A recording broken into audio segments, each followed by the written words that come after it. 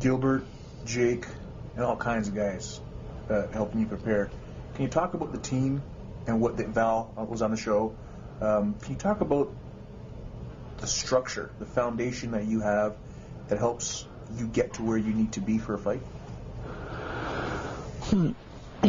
Yeah,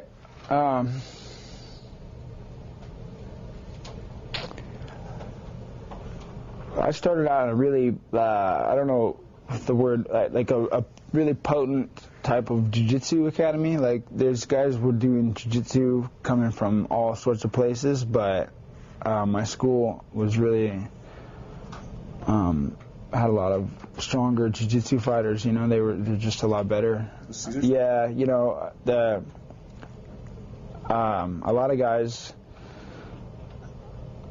from Half Gracie's academy. Half Gracie and Cesar Gracie used to be one school. That's where a lot of these guys, BJ Penn came out of that place, and a lot of other fighters. You know, Steve Heath and David Terrell and Camarillo and all these guys, they were over there, and it was all Half and Cesar. And so, you know, I come from a really respectable and important jiu-jitsu background, and we all started to kind of become, you know, a part of this team, a part of Cesar Gracie Jiu-Jitsu, and that's how we all, you know, came together. Pretty much, it was me and David Terrell, Steve Heath, and Marty Armendariz, and yeah, Gil Castillo. So, you know, we had a tough group of wrestlers and some really good jiu-jitsu guys and some stand-up fighters here and there, in and out of the gym too, you know, and that's when I would come in and I'd spar some of these guys, and I'd spar the UFC MMA fighters. And it was just for practice and training. I never knew what I wanted to do with my life or anything. But when I was doing better than some of these guys, just training, then I decided, hey, maybe I should get paid too. I don't know. I don't think I really decided that for myself. I think Cesar had at some point in time decided to have me fighting, and yeah, that's when, you know, Jake Shields came in somewhere in there. I think he already had probably like 10 fights or so, you know, or five or six. He had quite a few fights, and I think I made my second fight. I fought Chris Lytle. I was actually a replacement for Jake Shields. He got staph in his leg, so I fought Chris Lytle, and I think that's how I first got my name out a little bit, on account of Jake becoming injured or having staph infection. So I ended up fighting Lytle. I beat Lytle, and he was the you know, Pancrase champion. And that's when, you know, we really started to pick it up with the fighting, and we had a really strong team of wrestlers. Gilbert Melendez and Jake Shields, Gil Castillo, Casey Strand's NCAA champion. He was our wrestling coach pretty much, and our training partner. He was my, you know, he was a fighter on my team. That same night, I made my debut, or my second fight against Lytle. He made his debut that night. And we were just a really strong team back then at that point in time. A lot of wrestling. Days of practices were really hard.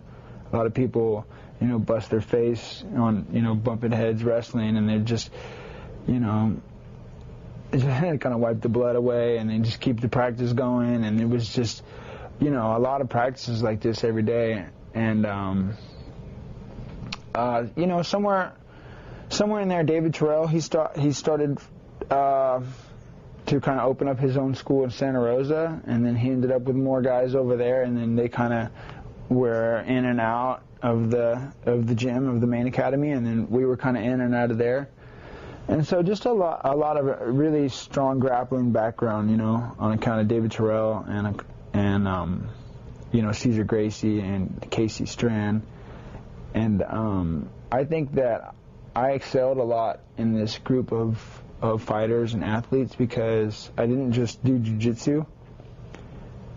And, you know, my wrestling wasn't the greatest when I got in there. I started to pick it up, but I could hold my own because when I first started training, I was studying a lot of Sambo and, like, just submission grappling, like at the school Shamrock 2000. That's where I met Steve Heath, and they were all there on account of Bob Shamrock, who was trying to kind of put together a new fight school because Frank kind of had, screwed a little bit, or kind of screwed things up over there with the whole Lions Den out in that area. I don't know the whole story there. All I know is that they opened a new school, and it was called Shamrock 2000, and I was ready to be a part of it because I was going to learn some arm bars, and I watched Hoist Gracie, and this was in my backyard, and if I had known that this place was there for the 5 months or a year that it was there before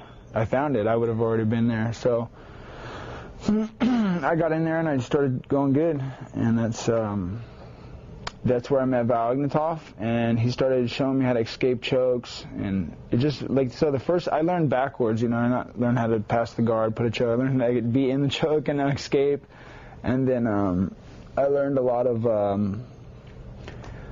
leg lock, leg break attacks, leg trips, a lot of throws. From the Sambo side? Yeah, from the Sambo side. I think it's really more rougher sort of grappling martial art, I guess, than jiu-jitsu. And I had the best instructor I could ask for. And yeah, that really helped me out when I got into the academy, and I had blue belts choking me and wrapping me up, and I was able to, kind of have something to fight back with a little bit, and I did well with that. Attacks. So we're 3 days away from the fight? Thursday, Friday, Saturday. 3 days away from the fight. As you get closer to the fight, and I tell people all the time, I say, I don't like talking to fighters on Saturday and Friday. A, because guys got to make weight, and Saturday don't bother talking. I used to promote as well.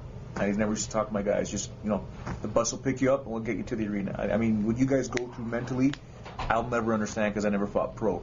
But can you explain what a fighter goes through mentally the day of the fight? Or, for example, you're in the back of the locker room and Burt Watson's about to come calling your name and you're pacing around. What's going on? I can't really tell. I just don't like to hear a lot of people talk and stuff. I don't know what it is. I feel really like after the fight, I'm usually telling everybody I'm sorry for being so rude, and being such a dick, and telling everybody, hey, shut up. But I just don't want to hear any noise. When I was a kid, I used to try to watch a movie or something because it would take me into that movie world, and into a complete different place. And I'm watching a movie, and I'm not. But usually about 2 or 3 times during the movie, I snap out of it and remember, oh man, I'm fighting tomorrow, and then I get these bursts of anxiety or adrenaline, and I don't need that. And if anything, I need to save that. I don't need that to go to waste. So I don't need it to happen 5 times a day before I fight. So instead, I like to just kind of to keep a solid pace of how much I'm thinking about and focusing on this whole fight. I pretty much just keep it in my head the whole time, because it can only go so strong, but it doesn't disappear and come back on me, and that's what I don't like, So I just basically tune it down to a lower volume or a lighter vibration, if you will, and just kind of ride that thing into the fight instead of that up and down roller coaster. I don't want that. Yeah. So I tell everybody, hey, shut up, or get out, or do what you got to do. Where's my shorts? So when Bert comes in the room and he starts yelling at the top of his lungs, "Let's roll, baby!" Does that shock you? Oh man, what I don't like it. I don't like it. But I mean, I'm used to it though, and that's where experience comes into play. And I know I'm ready for Bert. I'm ready. Come on, Bert, where you at? I'm ready. I'm already ready for Bert. Bert's not going to surprise me with that stuff anymore because I've already been in the room with Bert, walking in and out. I've been through that.